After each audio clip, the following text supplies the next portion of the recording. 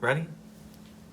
All right, welcome to Comics, the podcast where me and my mom Talk about each our read. comic Yeah, we talk about collection. comics. One DC, one Marvel.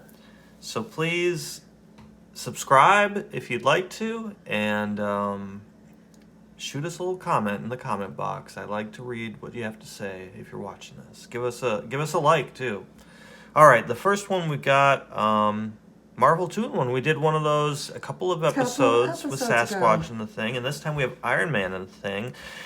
And Did this the is Thing issue do all of them? 97. Yeah, well, yeah, I think I probably should have just Googled this, but my understanding is this is similar to The Brave and the Bold that we read with Ragman and the Batman, where Ah, Batman's like the recurring character, but they team him up with a different person to. And it's usually like, well, not in this case, but usually it's like at least my understanding is it's a character that's like not as popular, or maybe doesn't warrant their own book, or maybe is a newer character that they want to drum up some sales for yeah. their comic.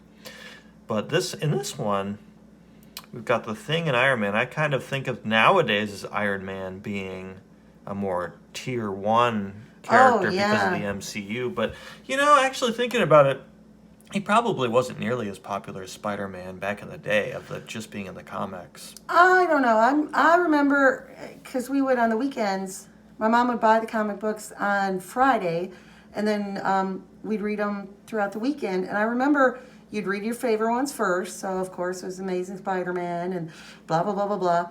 And I just kind of went back and forth DC and Marvel. I didn't. I loved Marvel because I think Spider-Man was my favorite for the longest time. And then Batman, of course. But we would read them in order of our favorites. And I remember reading Iron Man not much after Spider Man. I mean, I really enjoyed the It Iron was Man pretty high on comics. your Yeah, it list. was high on my list. I have really good memories of reading your old Iron Man comics when I was a kid. In particular, I remember there's the story arc where he becomes an alcoholic. Yes, And that was that's. really affecting to me when I was a kid. I felt really moved by the message of that one because there's one issue where there's a bunch of kids and they all have homemade Avengers costumes that they've made, and one of them is Iron Man. He's got like a pot with eye holes cut in it on his for his helmet or something. And then they encounter Tony Stark like he's like living like a bum on Skid Row or something, and Whoa. he's like hiding out in their treehouse or something like that, and he's all drunk, and he's got a bottle with him, and they're like, you're supposed to like see how fall he's How or far he's fallen. how far he's fallen from being an idol to these kids. I remember reading that as a kid and being like, wow, it's really bad to drink alcohol. I guess it's way more effective than Dare. When I Yeah. was in elementary school, the police officer came for Dare, and I remember him telling some kind of story. I think it was about the drug angel dust, because that was like a more Holy popular cow. thing in like the 90s, I think. And he's like, a guy, some guy on angel dust like cut his own hand off and it didn't even face him or something like that. Like it was a really long time ago, but he told some really Whoa. gruesome story to us in elementary school. I remember Wow. talking about that with my friends when we were a little older, thinking about how messed up that was to be telling elementary schoolers about. I was just on a Reddit forum reading about dare officers. It's a whole, Oh, is that a phenomenon? it's a That's rabbit hole that'll It take was you probably a places. pretty good gig as a cop to go around to the schools to get paid to just be like, yeah, don't do drugs and They were taught. Oh yeah, you got not to to shoot check it out. criminals. Check it out. It's the stories are crazy. Well, I don't want to have too much of a lead up into this, but I was just thinking how I guess my theory is Batman props up the lesser character in the DC equivalent of this, and Marvel Two-in-One. It's funny to think that in this era, the Thing was like the primary selling character in the Yeah. book. And they're like, well, nobody's going to read a Sasquatch solo book, but put him with the Thing. In this case, we got Iron Man and the Thing. It's funny to see the Thing get top billing because in MCU terms or like modern Marvel fandom, he's not a none of those Fantastic Four movies were really that great. They never And went then anywhere. particularly, I just think visually, they've never really nailed it. It always looks a little weird. He looks a little too lumpy, or just like the orange is a weird color and it looks too fake, like Power Ranger-y, like Yeah. prosthetic But plastic now shininess. that Thor's friend, what's his name? The rock guy? Oh, They do a great job with him. that's so- what I was. Yeah, that's what I was thinking. It's like, wow, they do some really good rendering on like the textures Yes. these days. I was thinking about how. Did you watch the Werewolf at Night? I think it's called the Disney Plus. It's a Marvel one shot they did for Halloween, and it's like a hour long No. little mini movie. It's got Man Thing in it. Oh, You remember Man yeah. Thing? He's like Marvel's Swamp Thing. That's and he looks awesome. really cool in that. The CGI looks really, really good. I'll check it out. Yeah. Anyway, so Thing in Iron Man, Yesterdays. I don't know why they spell it like that. I guess they're in a daze because they're like, why are we fighting dinosaurs? Yeah, he designed his armor so it could have a frowny face sometimes. It's like the drama mask. He's mad there. He's Yeah. got eyebrows, like implied eyebrows, but now his eyes are facing. I really wish one adaptation in the movies would do that as well. It would be so corny. Look at this guy. I know his eye is so small. How can he even see? It makes the shading, I guess that's just supposed to be like the arch of his bone, his eye socket, but it makes it look hairy. Like he's got he's got like eyebrow. a Italian Luigi mustache. And, It's me, Mario.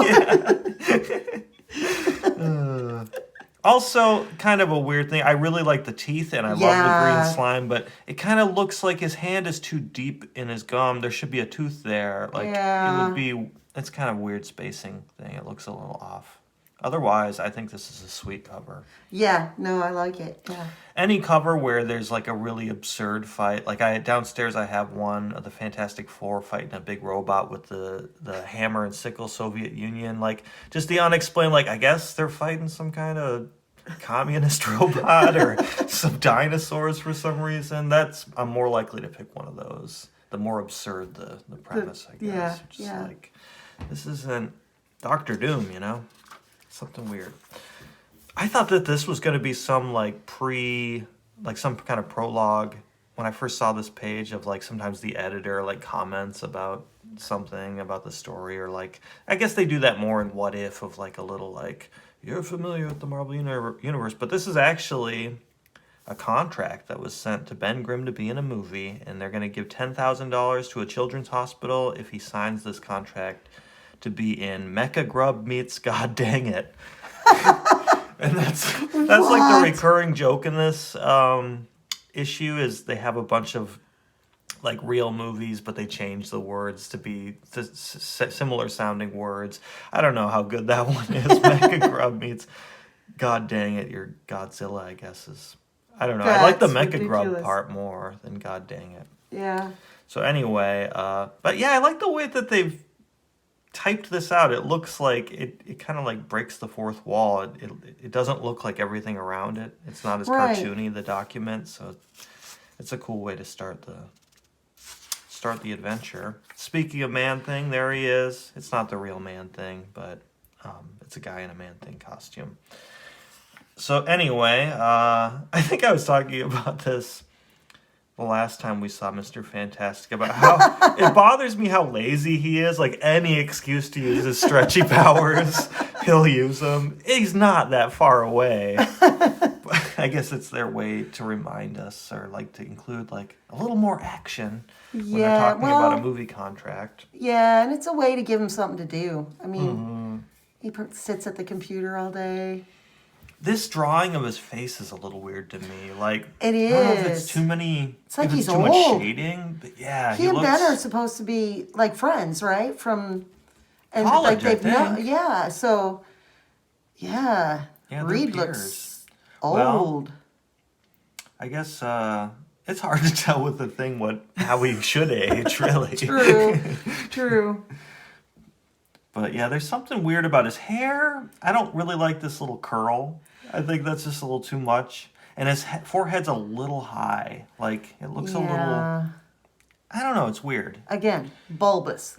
It's very stylized compared to the simplicity of some of these other faces. Yeah. I really like this face. That's a good one. The cross-hatching's nice.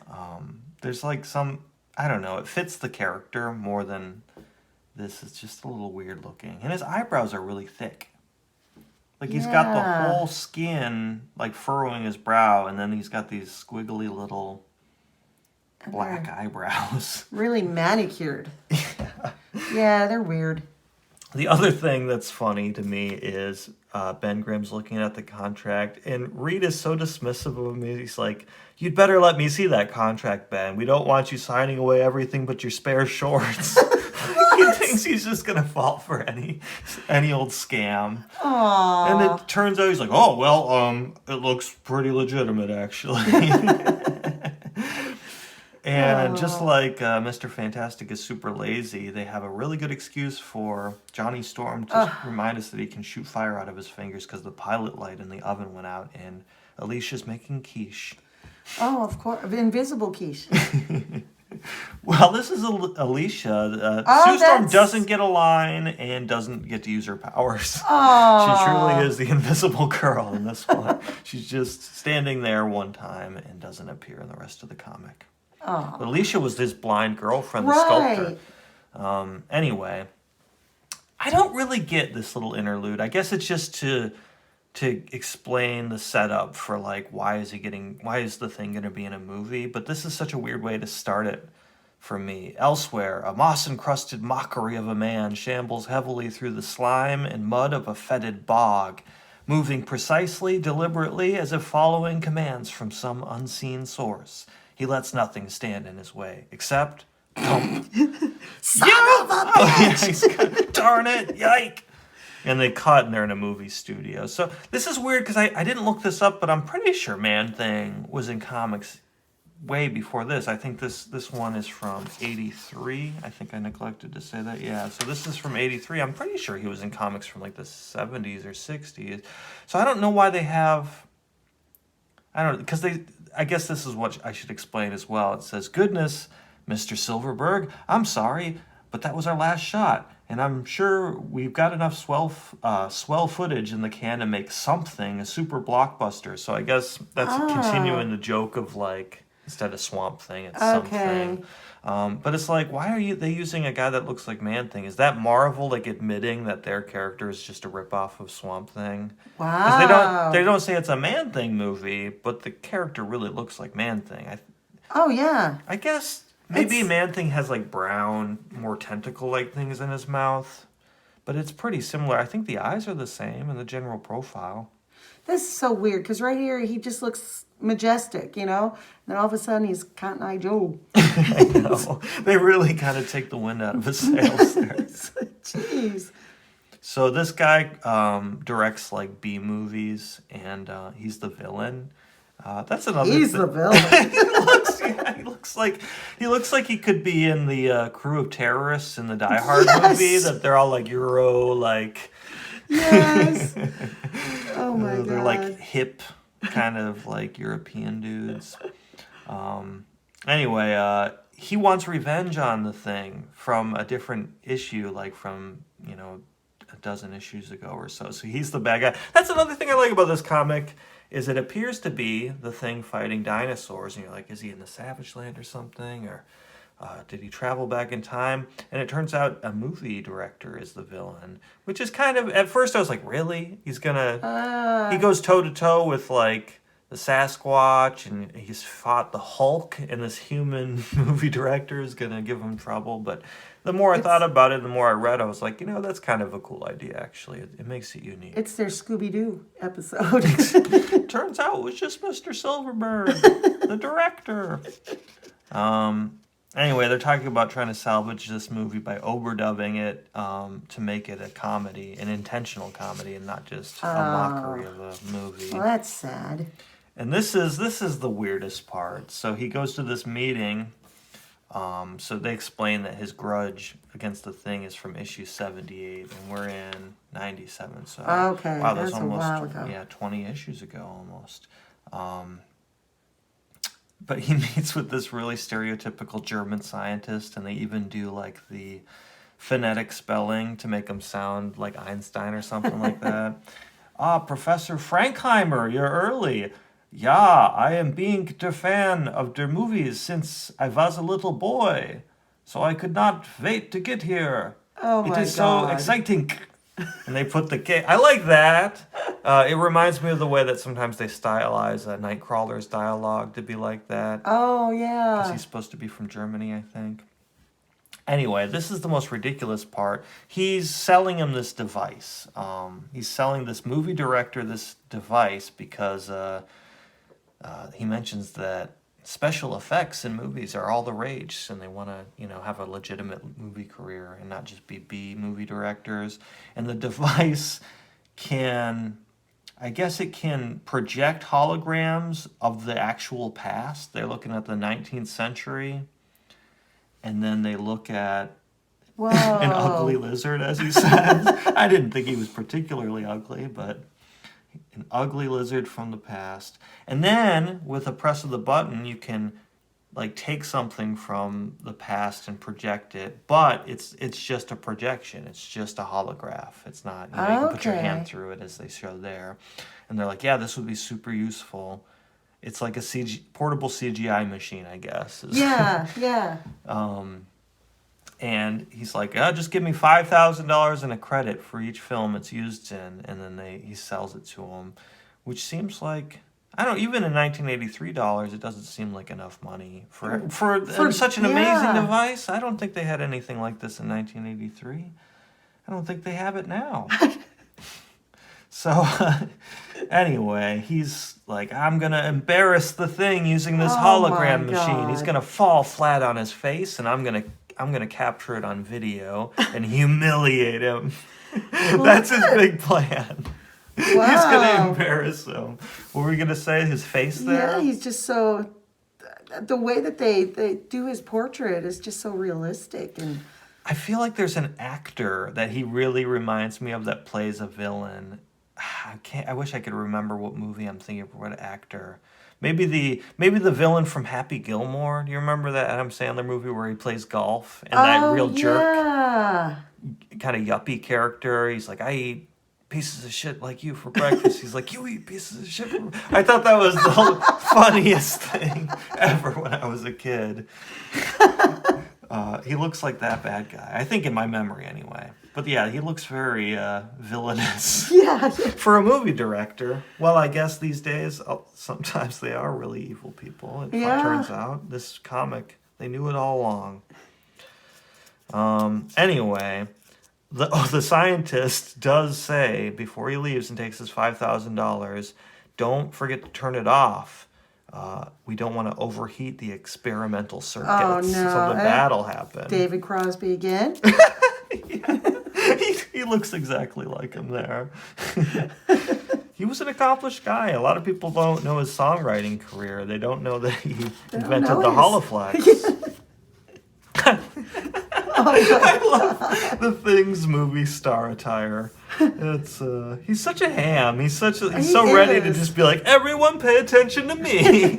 Look out, I'm the Thing. That's probably Get why out. Reed kind of, keeps him under. He's a little condescending to him. He knows he's attention starved, I guess. He knows he's a ham. Before we get to his grand entrance, they do, of course, leave the machine on. Course. Right after the guy tells him. Of Says, oh yeah, he did say it would. We shouldn't let it overheat. That's odd. The lizard's gone, the one that had been projected. I'm sure it's nothing to worry about. So I think they did turn it off, but maybe the lizard went and turned it back on. Or, is that his tail turning it back on? Or is it just knocking over a can or something? I think I can't really, it's a little ambiguous. It is. It just kind of shows that they don't care and something's gone wrong. Yeah. But anyway, I think we all deduced that, I guess the lizard turned it back on. He's a really smart lizard, whether intentionally or not. So this guy, unemployment is on the rise, according to the newspaper. The security guard is all shocked to see Ben Grimm. in his Foster Grants. He looks dazzling, and I agree. But he's so distracted by the thing he doesn't see, streaking by overhead. Iron Man, who's wearing a backpack. He's got to put the suit somewhere. I feel like, obviously it's very goofy that in this era, they were just like, why is Iron Man always where Tony Stark is? Well, he's his bodyguard.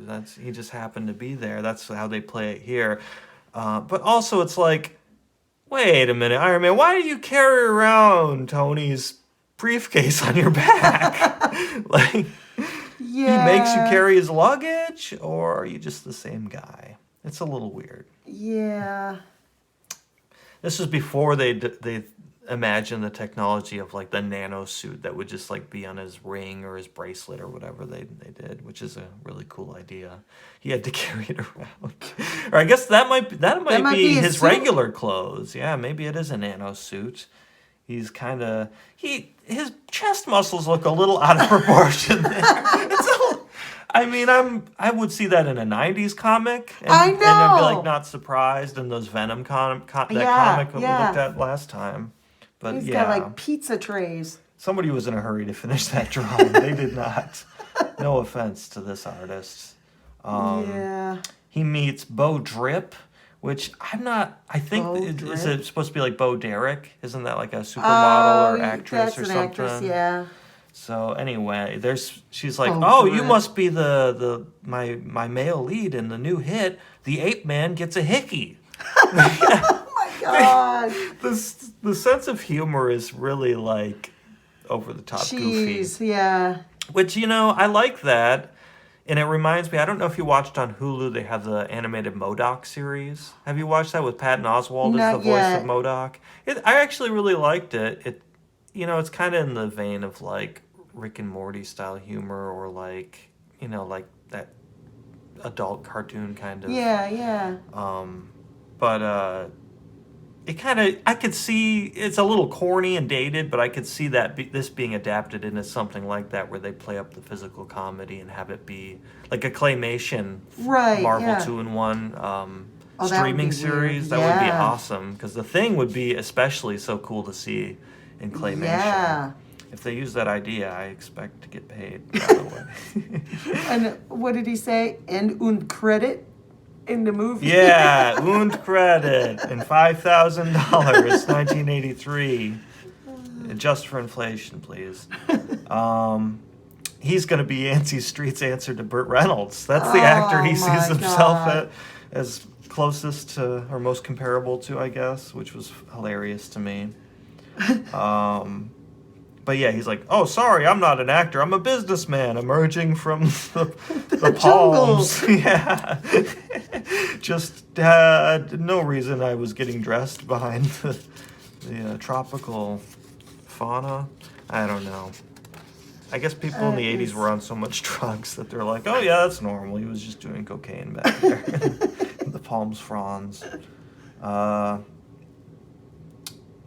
Let's see. So they know each other. He's like, oh, Tony Stark, good thing you always have your bodyguard Iron Man, my acquaintance, my superhero acquaintance with you.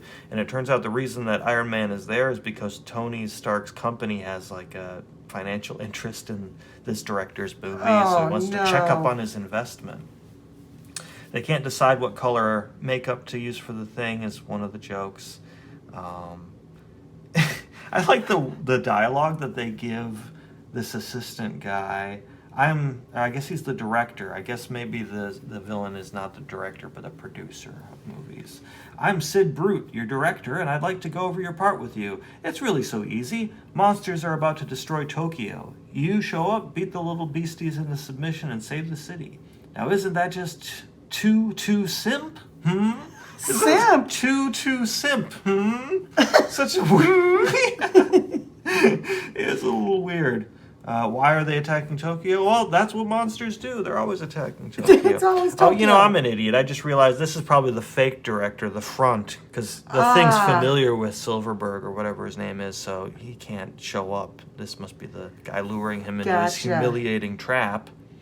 So, behind the scenes, we have our villain finding some good adversaries for the thing: a pterodactyl, triceratops, and the Tyrannosaurus Rex. Gets them all, and they actually reference a real movie. He says, effects have come a long way since a Plan 9 from Outer Space.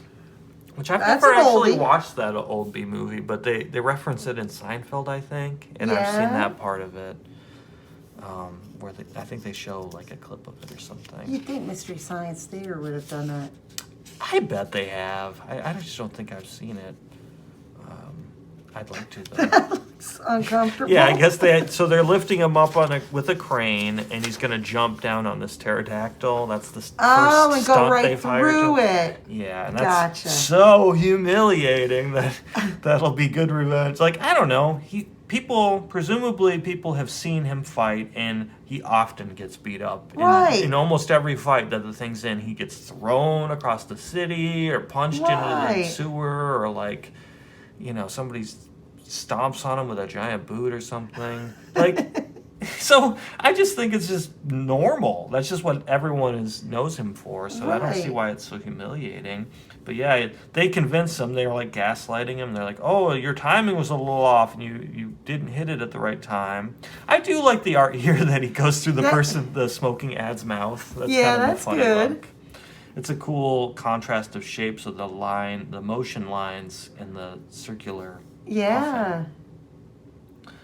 But I don't Poor know, it's a little thing, goofy. poor Ben. He falls for it again, of course, with the Triceratops. He's like, "You must have miscalculated my jump." I do like this. I think is my favorite panel in the whole comic for some reason. I just like this drawing of spaghetti? Yeah. Well, they're in Tokyo, so I think it's like ramen or something, some kind okay. of noodle dish. Just the thing. I gotta get yeah. glasses, and he's covered in noodles. Does that say Chinese noodles? Oh, yeah. So wait, Chinese? I thought they were in Tokyo. Yeah.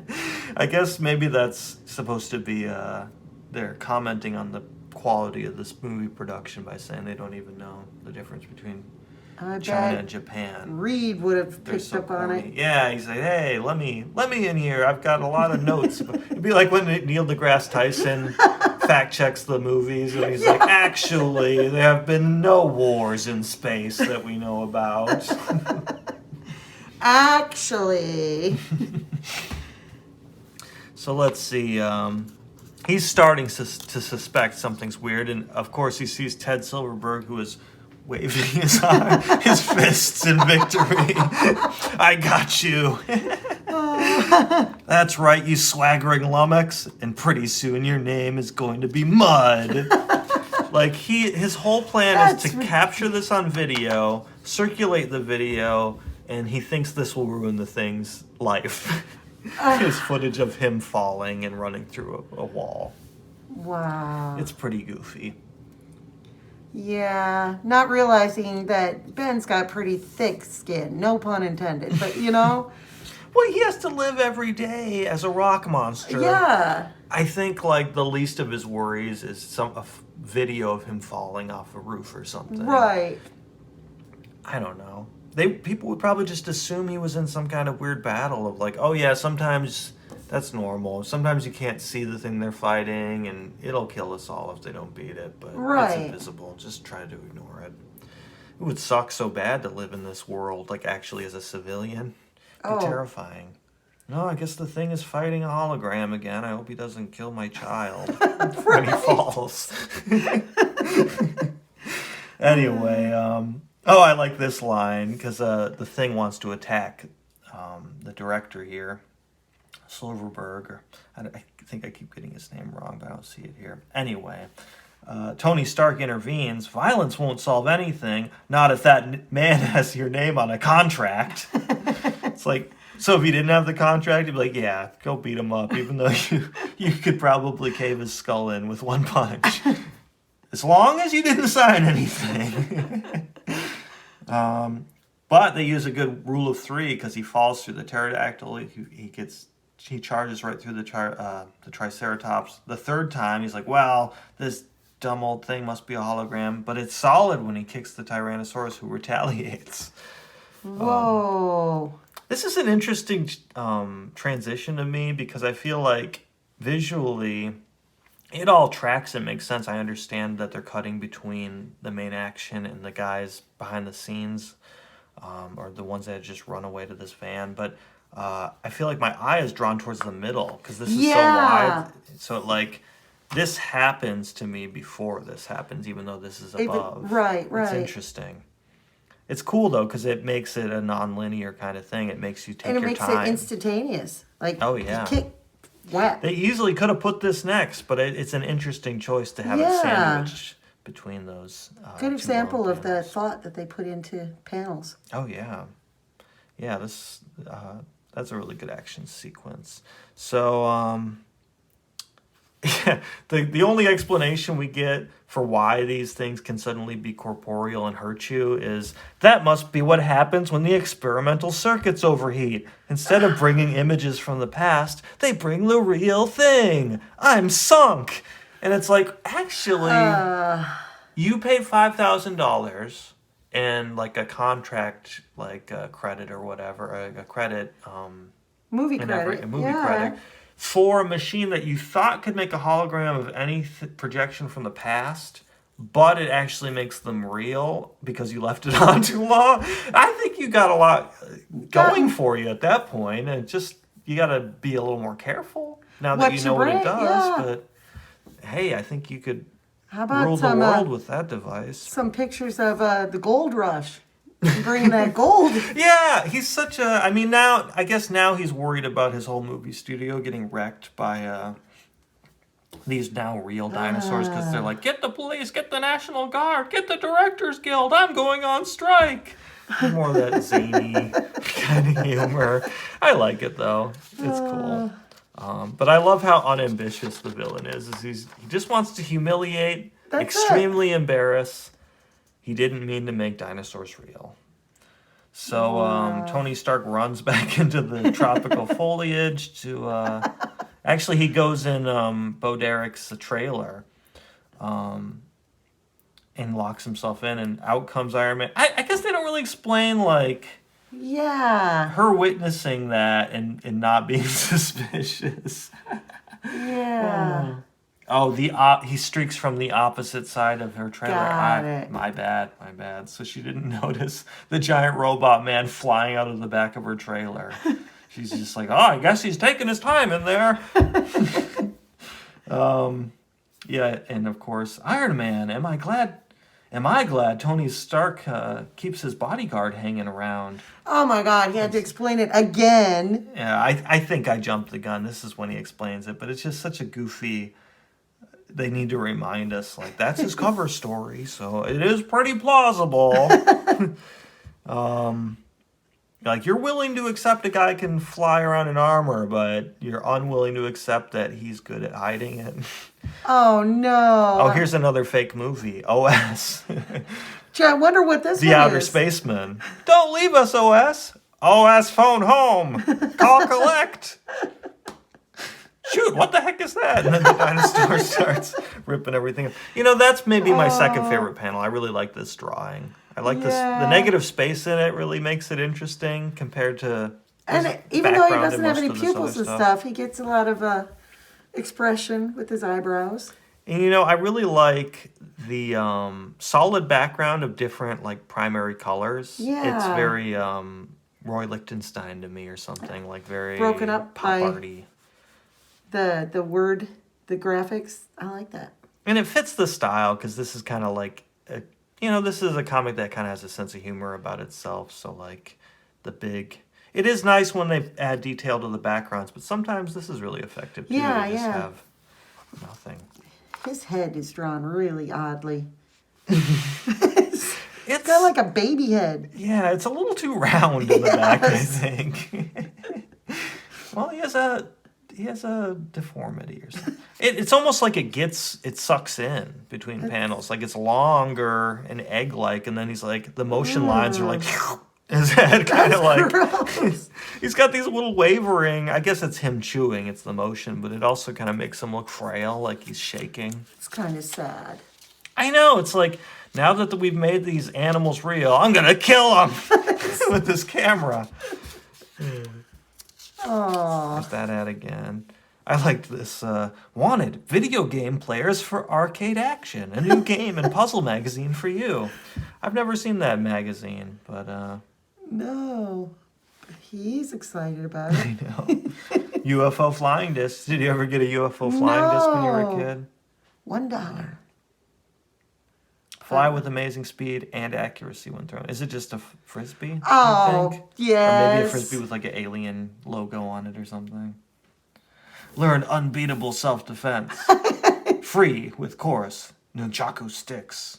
Mail $7.95 today. Hughes Company. Muscles in 7 days.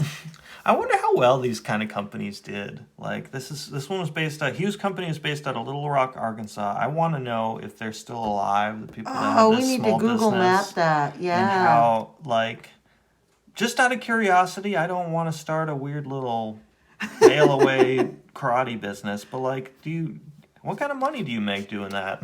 I'm curious. What kind of lifestyle is that? To give mail order karate lessons.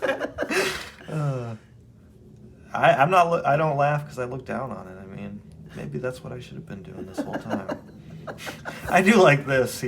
It makes us turn that long page and then thump. He had attacked the dinosaur we had pity for, and then it falls on him. More slapstick comedy, I guess, that kind of gives it this goofy feel.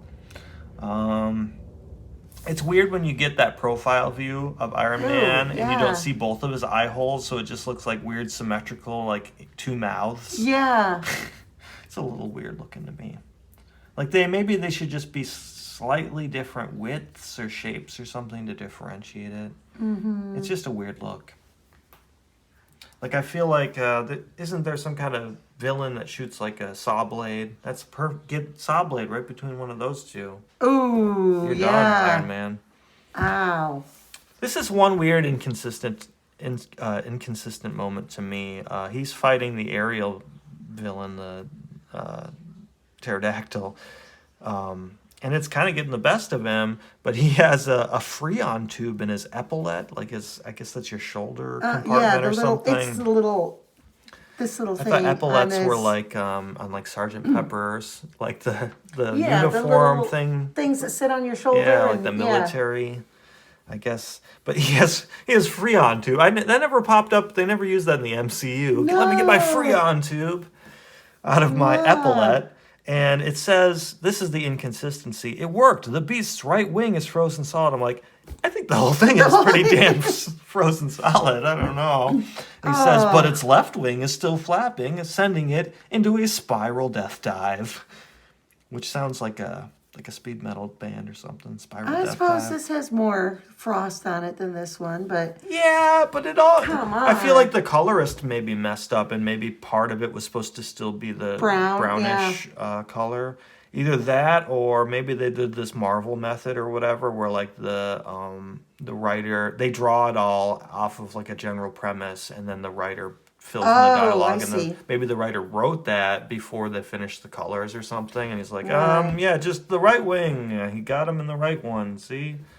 Gotcha. But then, like the whole damn thing looks like an iceberg. I think he's in a death spiral, a spiral death dive. Anyway, wow. Straight towards the shopping mall. We had how many movies now? We've had Plan 9 from Outer Space, E.T.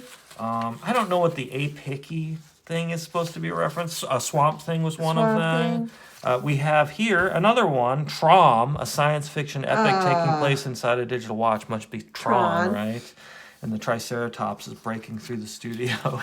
He says, "It's just an ad lib, fellas. Keep that camera rolling." Like it's just an improvisational Triceratops. The audience. You've never seen one before?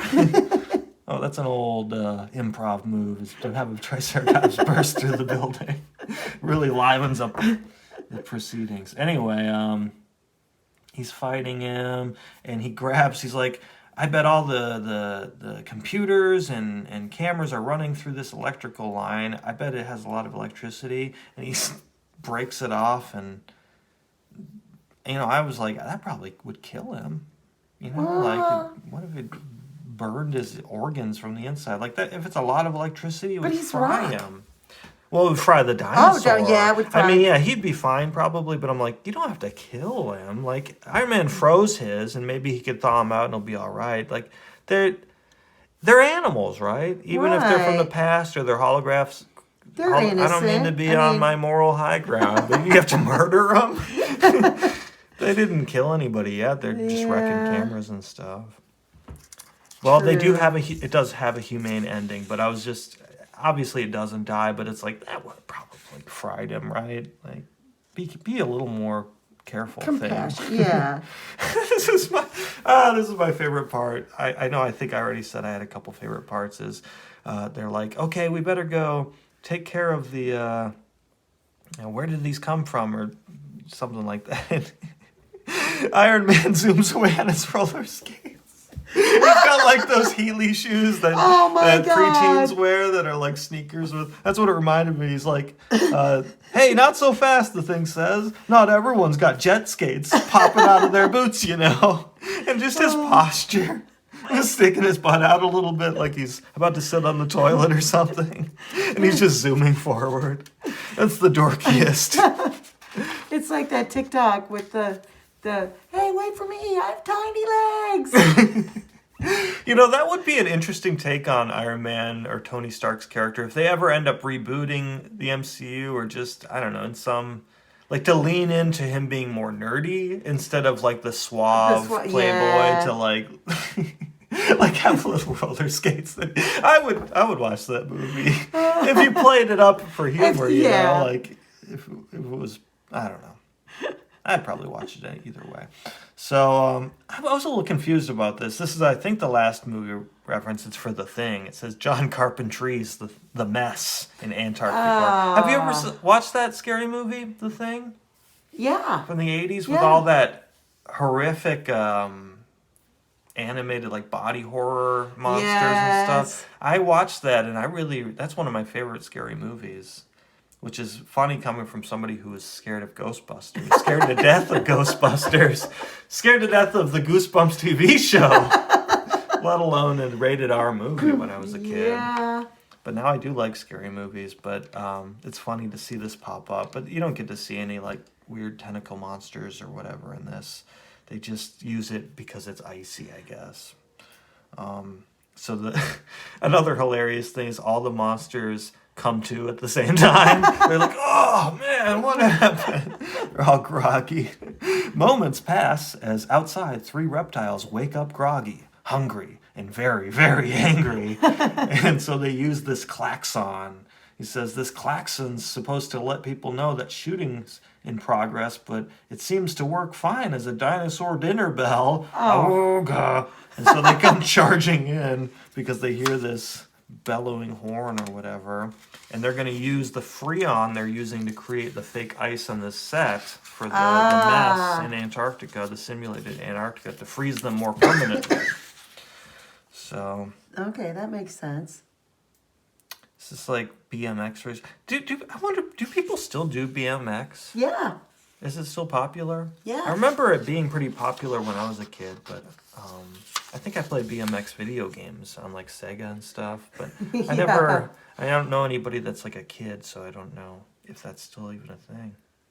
Must be though. It seems like the people riding like dirt bikes and stuff is still popular, like the Right. motorized ones and doing like Motocross flips. and- Yeah, that's what it's called. I'm too out of touch to even know if that's still a thing. But yeah, they blast them all. This is a really good panel too. I love how big it is. I love that we're from behind the monsters' points of view, the dinosaurs. It's kind of an interesting. Yeah. And I don't know. There's just a nice space to it. They're all just pristinely Excuse me. icicleized here. The first one to make a crack His about neck and dinosicles. Dinosicles, kind of. I don't know. Dinosicles. Dinosicles. Ben. Gets clobbered twice. What were you saying? Sorry. His neck and chest. He kind of looks like it kind of looks like the baby in Eraserhead. Yeah, yeah. Like the pathetic little That's nasty. like fetal looking. And look how wide Triceratops is in this depiction. His In belly other- hangs down almost to his feet. Well, he's got like a back belly. He's got back fat. And look how sad he looks. His little like downward eyebrow. The Triceratops is pissed, but he's feeling remorseful. Aww. That's great. I really do like this panel too. The juxtaposition of his brow, the rectangular Yeah. kind of shape. His nose is real small. It's it's just cool how at the end of the day they're pretty basic shapes, the Yeah. characters, and it's cool when they acknowledge that. Where sometimes they're a little more detailed and stylized, but sometimes it's just like big circles with pumpkin kind of heads. Yeah, that's nice. That's what I need to do this year I always just kind of free form my pumpkins the past couple of years when we carve them. I've got to make an actual character's face. Try to Ben make a Grimm. thing. Yeah. That would be great. I think that would be fun. Sorry to be a little long-winded. He almost looks like Jack Nicholson there to me. Like a young Jack Nicholson. Younger Jack, yeah. It's weird. I wonder if that's like another nod since they reference so many different actual movies in this. But it wonders. I wonder if Steven Spielberg has days like this. They come to the conclusion where like, well, all of the machine that was creating those things got broken, the Holoflex, and Tony's like, I'm gonna use all my legal resources to sue you for not delivering on the movie that my company invested in unless you give me that embarrassing footage of Ben Grimm and they tear it up here. So it's got a happy ending. But I don't know. I feel like it would have been funnier if the footage still did get out for some reason. Right. Because it's like, how bad could it be? Yeah. It's a little embarrassing. Yeah. You still got super strength It would and have durability. given Johnny something to tease Ben about. I guess that's the thing though, is he does have durability on the outside, but inside he's very fragile. Well, yeah, and we've talked about that. Yeah. I remember seeing this ad when I was a kid, and we didn't have an Atari. I think Alex had an Atari for a little while. I remember playing, I think it was Al's house that I played Atari. But anyway, I remember being so intrigued and wanting to play this game for some reason. The Riddle of the Sphinx. It looked really cool to me. It's so ridiculous. I wonder if there are, I bet there are app versions of this kind of game. Oh. They must be so primitive now that you could just make it. You know, they've always done that with like the arcade classics. I bet there's like a ROM or something you can get. Did you ever? I know you have the pristine Lakeside tattoos preserved in that Amazing Spider-Man. But did you ever use any of the other? Yeah, we had tattoos that came in comics. Yeah, for some reason my mom bought 2 issues of that, and it wasn't like her to do that. So I'm thinking she probably bought one week and then the next week, because the one is pristine and the other one, the tattoos were gone. And I think that I remember doing something with them. I don't know, me and my sister. So yeah. I don't know. I guess it's just nostalgia, but I don't know why stuff like that is so cool. But it is.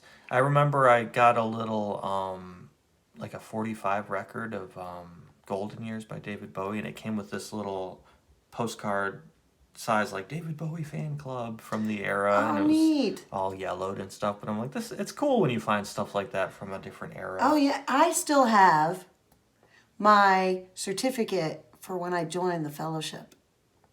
Oh, I thought you were going to say didn't you have a Bay City Rollers fan club membership, or was that your friend? My friend. Oh. I thought that's what you were going to say. No. There was a Lord of the Rings club? Yeah, the fellowship. Oh, really? And what was it? I bought the album or the soundtrack. I think it was in there, and you sent away, and they sent you back like this really fancy certificate and stuff with a little gold sticker on there, and it said your name, and that was pretty cool. I never did anything like that, I don't think. I'm a member of the fellowship. Why didn't you let me? You didn't invite me, your own child. It's just for you, huh? You don't have it in you. I was never cut out for the fellowship. My mom said. Who are we kidding? Look at this derpy little helicopter. Oh, wow. Anyway, That was good. Yeah, this was the most fun I've had reading comic in the past few. I've enjoyed the other ones that we've read, but like I liked how lighthearted it was. Yeah. The last Marvel 2-in-1 didn't lean into the humor quite as much, the Sasquatch Right. one. This one is purposely pretty goofy. I enjoyed that. Yeah, I liked seeing Iron Man be goofy. Definitely. Okay, all right. So my issue this week is a DC Marvel All Access. Although it is part 3 of 4, you can follow it. You get the gist of what's going on because it's the comics and they make sure that you do. But as you can see by the title, it showcases Doctor Strange, Batman, and this guy who is Access. Who is his name is Access. I did. I had no clue who he was. Axel Asher. He actually is owned by both DC and Marvel in an attempt to bring both universes kind of together to make sense of what's going on between the them. Marvel together. versus DC event. Yeah, I remember it well. It was a big deal when I was a kid. So it's starring Batman and Doctor Strange. And the cover is it from nice. 97? It is from 97. Wow, so I was 10 years old. Yeah. That's an switched interesting decades. pairing of characters, just like the Thing and Iron Man. That wouldn't be my first analog to make, because Doctor Strange is like good match for Batman. I'm not saying they're not a good match, but it's kind of a weird pairing. Yeah, and this drawing it draws you in. It's so dark, and then you realize, oh, that's the Batman.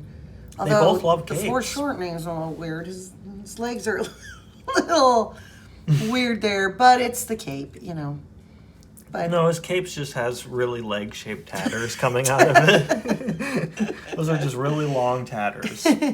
But yeah, I was drawn in by the colors and of the cover, and I like it. This depiction of Doctor Strange, I don't think this is always like this. He almost has like a leopard print gauntlet thing. That's a weird choice. I noticed that too. Makes him it almost makes exotic. it. Yeah, it's like skin instead of gloves. It's different. It's kind of cool. So here we go. And the first the guy you Scorpion. see is the Scorpion. And so there's the Scorpion who's here in Gotham for reasons I can't even begin to guess.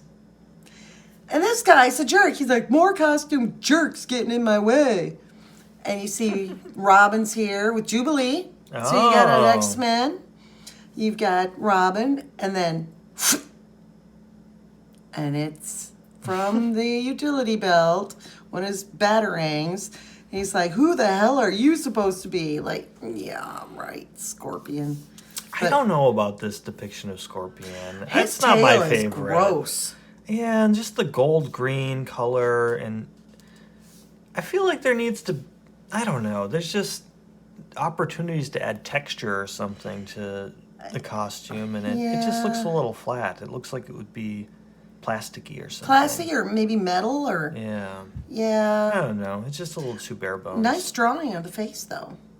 Yeah, he's kind of got the Venom eyes going on. Yeah.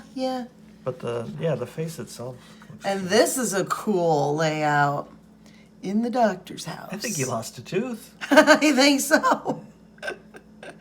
And so Robin, Batman! They're trying to show the Marvel guys, like, if you really want to beat up a villain, you got to at least take out a tooth or two. That'll discourage them. I'm not sure we have to hit a guy to Chud. make the noise chud. Chud. Right in the butthole. But I like this sign is awesome. Because it's got, Oh, the credits. all the credits of people. And then on the very bottom, it's Robinson Sign Company. I think that was really cute. Yeah, I that's like a cool way of doing that, where it doesn't take you out of the world of the comic. I really liked it. So Batman comes in and he's fighting the Scorpion. It's like, what are you doing here? And he this is one of my favorite panels. Thack! Battering right to the forehead. I didn't remember that he could shoot like acid out of Yeah, and that's gross. Look how thick that tail is, and yeah, that's just gross looking. But I like how Batman. I love his stance, and he's just sick of it. It's just stop. And then it says he and Captain America stopped the cosmic entities from destroying one another and everything else along with them. And the two most human of heroes preserved two entire realities. So this is kind of giving you a backstory of what's happened and what's like the two universes kind of intermingled for a little bit. But I just love how Batman shuts him down right away. He looks really shocked. Yeah. Also, he says, I mean, Scorpion's stronger than Spider-Man. I never really thought of Scorpion as being stronger than Spider-Man. No. I mean, doesn't he always defeat him? But I love this. I mean, But Bats physically knew stronger? just where to I didn't- hit Scorp with that batarang to soften him up. And it's right between the eyes, I guess. Yes. Oh, that's my favorite line. Bats. It's like, Who is this being obviously. narrated by? Is that this Access? Access, yeah. Oh, okay. Because as it turns out, it was Access that made the universes kind of collide and opened them up to each other. I also feel like Robin's glove color is too similar to To Scorpion, Scorpion's. yeah. So Batman comes in and he's like, Robin, explain. And he's like, from the beginning? So basically what happened is that Access brought Jubilee over because she was thinking that there was going to be this big romance with her and Robin. And so she convinced Access to bring him over. And apparently somehow Scorpion just kind of rode along with them. And so they need, that's the premise of this whole comic book issue is that they need to figure out how. And So Scorpion didn't team up with Two-Face? They were two different yeah, crimes? two different things. Two-Face must have been the fight from the last issue. Gotcha. So they explain that to him. But, I mean, look at his face. He just looks like some guy. But, that's gross. It's just, Scorpion's butt. yeah, it's just really what's going on. What are Access's powers? They don't really get Fans into it. And I looked think him maybe up from a little memory bit. he can move people between the dimensions. Yes. DC and Marvel. I think Yeah. that's maybe it. And That's what he seems to be doing. Yeah, and that's why he's taking him Gotcha, back. where he's supposed to be. I see And that's that. why they're there is because Jubilee talked him into bringing her to okay. talk to Robin. So, and I like in this issue that Batman is really serious. And I know he always is. You rarely see him chucking Unless it up he's with doing somebody. the Batusi. Batusi. He hasn't done that in a while. But yeah, Kind of weird. His cape looks like. it comes right down from his ears. Yeah, exactly what I was thinking. A little Yeah, weird it's with an the shading interesting. there. Yeah, it's 'Cause an interesting supposed to be cape. all his cowl or whatever. It goes across his chest a little bit. But no, I like the drawing of the Batman in this one. Hey, I think we saw an original Mortal Kombat ad in a comic an episode or two ago. Now we've Yeah. got Mortal Kombat 3, which you're supposed to be playing as a fetus. That's what it's telling you to do. Technicolor fetus. Begin him and finish him. Be a good band name. And then, Arcade Greatest Hits, we were just talking about that. yeah. They get more mileage out of those old games by packaging them up together. Remember how much fun we had with the Genesis? Yeah. And the, Super Nintendo. We had Yes. one of those too. but the Crash Team Racing. That was fun. That was a great game. I That still was. have it. Do you? Yeah. Oh, we gotta I have play our it. old PlayStation. So the Batman is finally like, I could use your help with all this. We could be dealing with a serious threat, and Access is trying to get Batman to help him. And Batman's kind of like, this isn't my problem. What? And they kind of go back and forth, and Jubilee and Robin are just kind of waiting it out, teenager style, and it's just Access talking about So what Batman he doesn't thinks. want to help him at first? He's kind of like, Or is he just waiting for some lightning to be dramatic? And Crackoom. He's like, any minute now there's going to be... Okay, now I'll do it. I'm in. But- He's just trying to look cool and dramatic. what he says. Where is it? Because it was really funny. Oh yeah, right here. He goes, yeah, those guys are powerhouses. But what I really need, because Batman's like, get somebody else to help you with this. Like, Yeah. he's like, but what I really need is someone to help me figure out what's going on and why. What I really need is a detective. Boom, boom. And the lightning's like, "Ka-kong." And he goes, yes, I'll go. He's so stoic. He's like, the magic word. And so they get ready and they give Jubilee just like doesn't each want other to go because back. they're both yellow. And blue black hair. Yeah, they look really similar. But this guy's like his face. They just draw him like he's just some dude. He looks like a fan won a contest and they like drew the fan's face. Oh, That might be yeah. it. Maybe that's what they did. I can't remember. That is kind But of I cool. wouldn't be surprised. Or like the artist based it on like a actor or something, or Yeah. like a friend. That's interesting. So anyway, Jubilee doesn't want to go and she's throwing a little tantrum and then finally she's like, okay, and then give me some privacy. And so, but Robin has a girlfriend. So Oh, really? anyway, he gets Jubilee back to where she belongs and then he and Batman leave. And he tells Robin, you wait here until they come get Two-Face back to Arkham and I'll be back. Just by coincidence, a flyer for the Gotham Playhouse's production Romeo of Romeo and Juliet. That's kind of cool. How useful is a superpower that can just go between DC and Marvel? I mean, once you get it all straightened out, everybody's where they need to be, then you just you're done. retire. Yeah.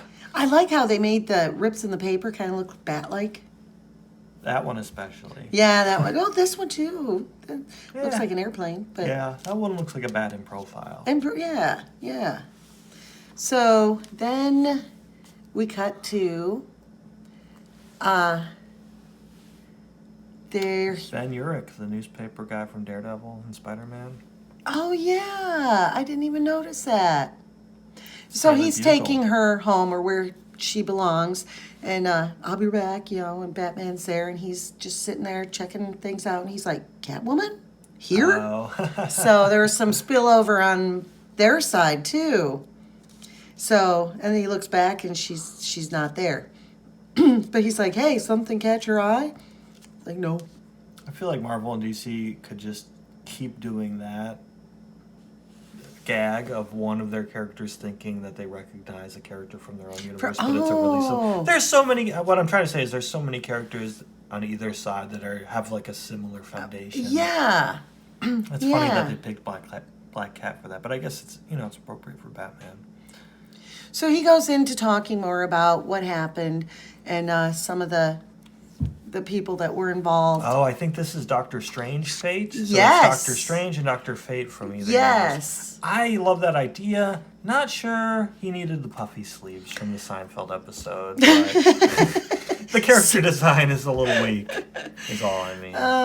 Yeah. I'm not a big fan of it. It's a little fancy. And so some of the characters seem to be amalgams of Yes. the two, but is he just Solomon Grundy?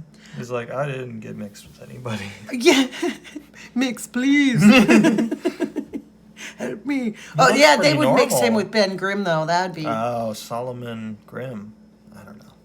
But, yeah, so. And then Solomon thing. he's describing this window that he saw. And I like how they give it away. That's cool. When I was a teenager, I made that symbol and hung it in my bedroom window. I was such a Aw. dork. Did you make it like, did you stitch it or something or draw it? No, I drew it and cut it out, and That's cool. that was pretty. That was neat. It was Very neat. minimalistic video game I ad. know.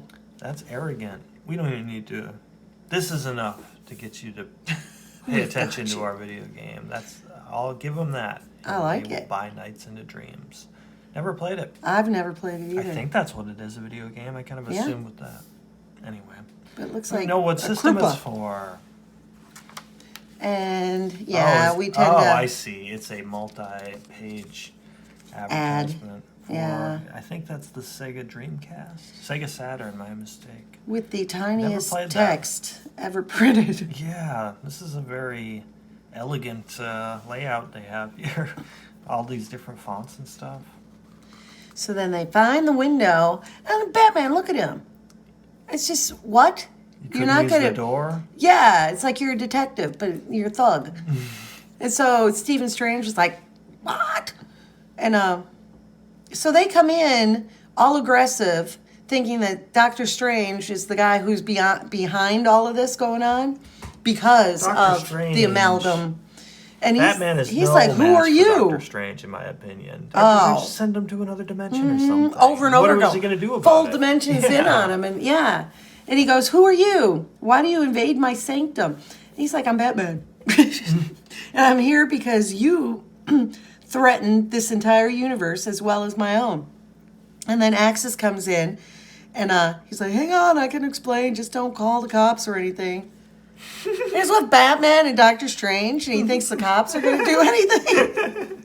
They're going to get us in a lot of trouble, guys. I know, look at his face. Don't call the cops. Don't tell my mom. broke a window back there, Batman. I'm sure somebody heard that down the street. My mom's going to yell at us. You're going to pay for that.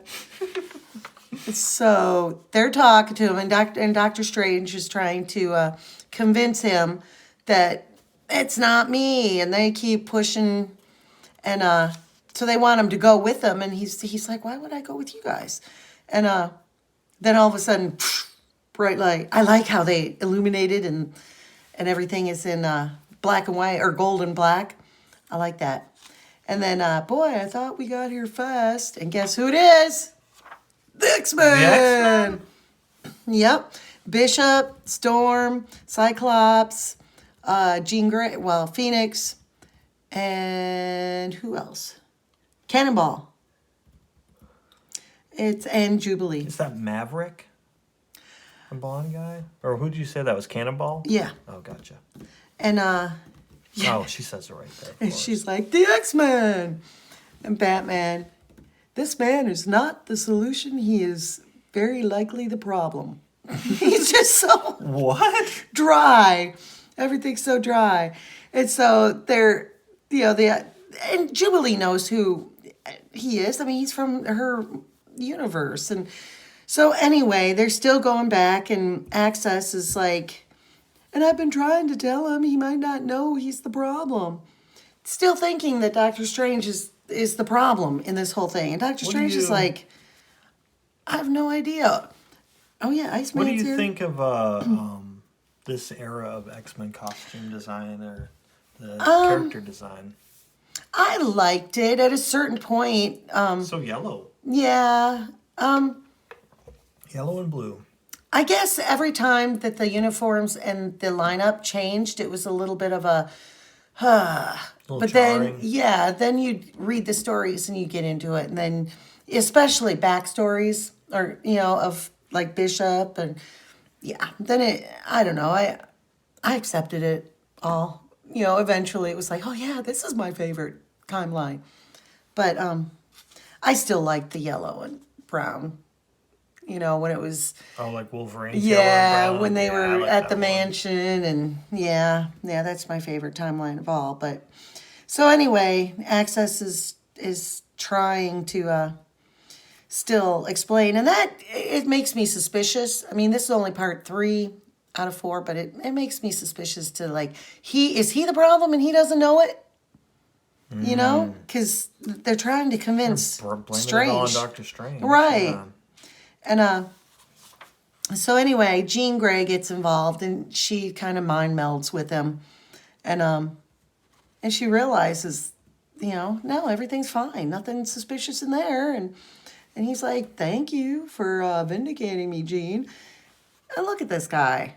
And it's like, but I was so sure, but it all fit. Everything pointed to him. Goofy. I know. It's like Batman is ultra harsh.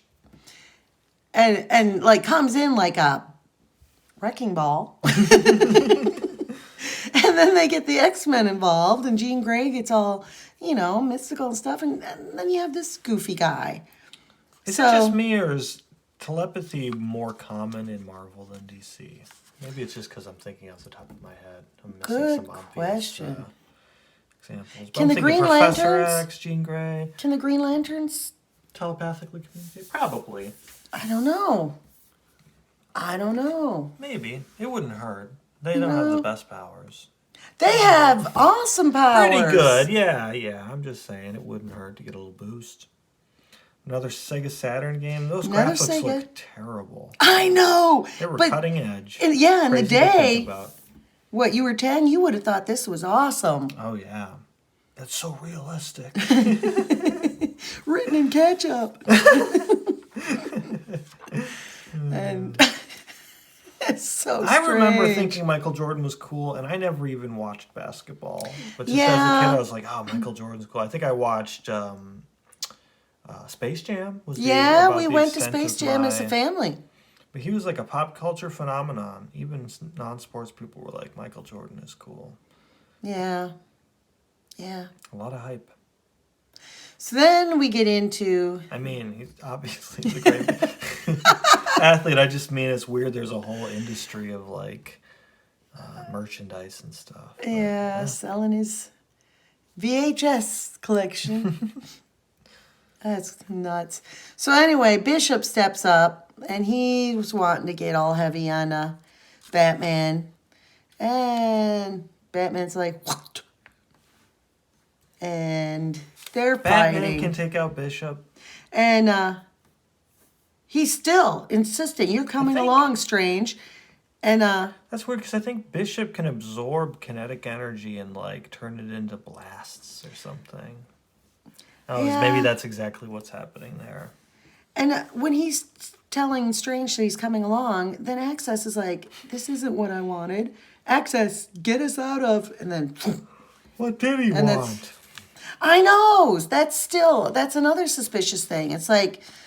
For being heroes, these people really like to pick fights with strangers and be like, we need to take these guys out. It's really showing how Batman is just like focused on one thing, you know? Like if you think about it, it's just like he's just hyper focused on this one and won't even entertain the idea. And the proof, Jean Grey proved it to him that, you know, and he's just, nope, I can't change my mind. And then, so Cyclops is like, grab them both. We'll sort out this mess afterwards. And Iceman gets involved. And Cannonball, but then Scott's like, Sam, he'll just use your momentum against you, which he does, which, you know, I mean, if you're Batman, you have to know how to fight more so than somebody with superpowers. And then do you like Access. Cannonball? He's kind I of a can't goofy handle character. this. Oh, he reminds me of, what's his name? Johnny Storm? Yes. You know, George. just brash, you know. This ad is really cool, though. I know. I was going to say it was distracting because it looks like a fun game. Yeah. I want to say I played this when I was a kid, but I don't know. I like remember the spider things on legs? I know. I remember one day I stayed home sick, I think, from school, or maybe it was just I had gotten home from school earlier in the afternoon, and they had a Johnny Quest marathon on Cartoon Network, and we watched quite a few of them, and we were waiting like, oh, I hope this one has the giant spiders, and they never came. did. It's like they tease you with those giant spiders, but they're gonna show that one last. But look at this. He's like, I can't handle this. He just takes off? What can't he handle? What's Nothing. going on? Hey, that's a cool. And then reveal. Jean Grey gets involved in the fight. And So Batman can take on all the X-Men, apparently. yeah, well, and then I'm not all that sure who you are, but you're taking on the X-Men. We don't usually start brawls, but we do finish them. He's being a tough guy. And he's like, my footing, because Iceman gets involved. And he's like, don't move. And That's a cool panel. yeah. And so they get him down, and then all of a sudden again, whoosh. And here comes DC. So he goes running back. And look at him. Look how dorky He's just he looks. perpetuating the conflict. Yeah. It's like he's not even, it's like he can't He had think to his wake way out of a... Aquaman up from his nap. He's grumpy. I know. Flash they all is look mad. Wonder Woman's the least pissed-looking one. She looks a little sad. She's like, all right. Look at his voluptuous hair. Or, not voluptuous. That's voluptuous. And Batman gets up All tough. So yeah, I see I've got buddies. I don't know, he was holding his own for a Ew, while his belly there. button. No. They had to use a gun to subdue him. It's like Right. the X-Men who are born with exotic powers. It Powers. all comes down to a gun. All comes A big down. 90s laser-looking gun. So Doom. there we That's have a it. scary looking ad. So next issue, it's the Marvel Universe against the Justice League. You know, I remember a couple of the Marvel versus DC showdowns. Who do you think won Superman versus Hulk? Do you remember? Well, Hulk in that one comic, he like got momentum and jumped up to the moon and lived on the moon. Superman Basically, can go reverse the Earth's polarity or something by flying around. he can go back in time, can he? I think so. I think Superman won. I think they had Batman fight Captain America. Do you remember who won? Oh, that would be interesting. I think it I was would Captain hope America. it would be Captain America because he does have some. He has the whole juice thing. Batman. I feel like that's one of the only acceptable heroes to be Batman, because Batman is so beloved, but they're like, well, I guess America, the land of the free, the home of the brave, could be Batman. Yeah. No one else. And I know that Batman doesn't have superpowers or anything, but when as a kid reading his books, I never thought that he could be defeated. I like the fact that they, especially later years, he was more vulnerable. He got his back broken even. He did. But we have that comic in our collection somewhere. We're going to have to look at that one. yeah, It was traumatic yeah. as a kid. I still don't like thinking about it. But anyway, so I am suspicious about Access, and I wonder if he's doing something for a reason. Because I think they still need to figure that out between when this came out and part 4 came out. We're getting somewhere with do this they have a part story. 4 yet? I bet more people will show up and they'll mistake the other teams for their enemy. Then in the last 4 pages, they'll all get on the same track of thinking and collaborate. Makes sense. I remember being a little disappointed in the DC Marvel thing. I liked some of it. I kind of liked that. I think Wolverine was mixed with, what is that, like hyena boy, crawler or creeper or something from DC? I think from Teen Titans. You know what I'm talking about? The little monkey dude. There were some cool Vaguely. character designs out of it. Maybe actually, I'm sorry, I take that back. I think they also did a Batman Wolverine hybrid called Dark Claw or something like that. Do you remember that? Anyway, those will pop up in future episodes, I'm sure. Yeah. So anyway, that's this week. Hope you guys enjoyed it, and give us a like and subscribe, and Don't forget to comment. yeah, give us a comment. Is there any book that you would want us to read? Let us know.